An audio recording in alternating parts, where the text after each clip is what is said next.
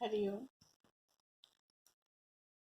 आज शरद पूर्णिमा के पावन पर्व में भगवान श्री कृष्ण ने महारास का अद्भुत चित्रण किया है श्रीमद् भागवत में। श्रीमद् भागवत में रास पंचाध्यायी, जिसमें 5 अध्याय हैं रास महारास के।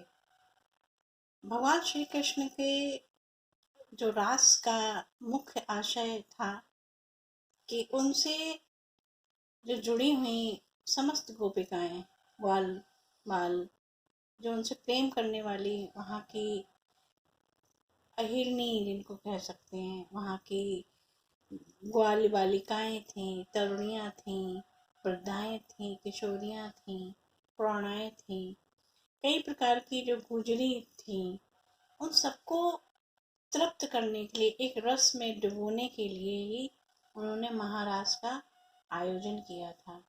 श्रीमद् भागवत के अनुसार रास के 5 अध्याय में गोपियों को उन्होंने शरद पूर्णिमा आज के ही दिन वृंदावन में, जहाँ पर बंशी भट्ट है, आज भी वो अपनी उस मुरली की, बंशी की तान को छेड़ते हुए मधुवन जहाँ पर है, वहाँ पे रास रचाने की उन्होंने पूरी लीला की है।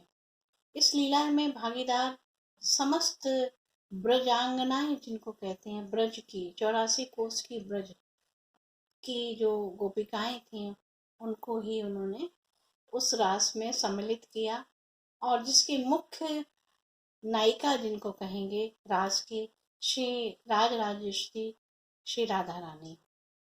श्री राधा रानी को किशोरी भी कहते हैं, लेकिन राधा रानी चूंकि भगवान कृष्ण की आह्लादनी शक्ति होने के नाते ही उन्होंने इस रास में, महारास को एक ऐसा सुंदर स्वरूप दिया जिसमें जीवात्मा, आत्मा, आत्मा परमात्मा के मिलन का समय।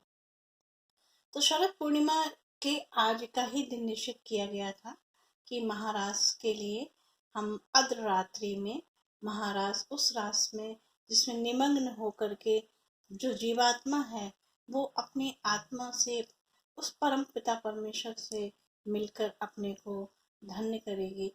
और इस महारास में बताया जाता है महादेव का भी आगमन।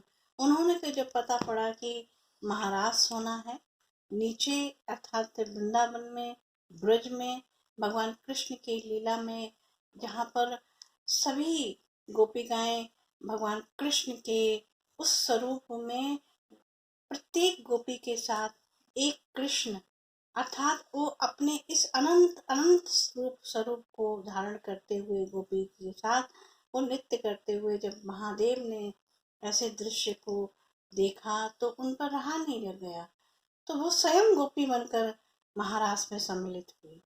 ये अद्भुत बात है कि महादेव जहाँ पर, क्योंकि ये रास वो रास नहीं है जिसमें हम लौकिक जगत के आधार पर विचार करते हैं या लौकिक बुद्धि से हम इसको विचार करते हैं। महारास का सीधा अर्थ है परमात्मा का मिलन। जो आत्मा उस परम पिता से मिलने के लिए जो आतुर है, जो व्याकुल है, वो व्यवस्था भगवान श्री कृष्ण ने अपनी इस लीला के माध्यम से हम सबको दर्शाया है। और कहा भी जाता है कि महारास को पढ़ने के बाद काम जो जैसी चीजें हैं, देखिए काम जो है वो एक व्यवस्थित हो तो उसमें एक सौंदर्य है, लेकिन काम हमारा अव्यवस्थित है तो वही कुरूपता आती है। तो काम की जो विकार होता है, क्योंकि ये विकार भी है, अतिरेक, किसी का भी अतिरेक होगा तो वो विकार होगा। तो कहा गया कि हृदय की गति और काम का विकार, इस महारास को श्रवण करने से हमारी एक शांति और तृप्ति मिलती है, विकारों की दूर होता है। हृदय के जो उच्च रक्तचाप है या निम्न रक्तचाप है, उस पर भी हमको कंट्रोल, यानी कि उसमें सावधानी हमको मिलती है। इस प्रकार से महारास की तो यूं हम चर्चा, चूंकि ये प्रेम रस है, यहाँ पर भगवान कृष्ण ने प्रेम रस बरसाया है, तो आज शरद पूर्णिमा है, ऐसा हो नहीं सकता है कि जो श्रीमद् भागवत के वक्ता हैं या श्रोता हैं वो आज ये दिन याद ना आए। तो आज का दिन तो वृंदावन का भी याद आ रहा है। कल से ही हमें वृंदावन की बहुत याद आई, किंतु आज ग्रहण काल है, तो ग्रहण काल होने के नाते से ही हम वृंदावन नहीं पहुंच पाएंगे।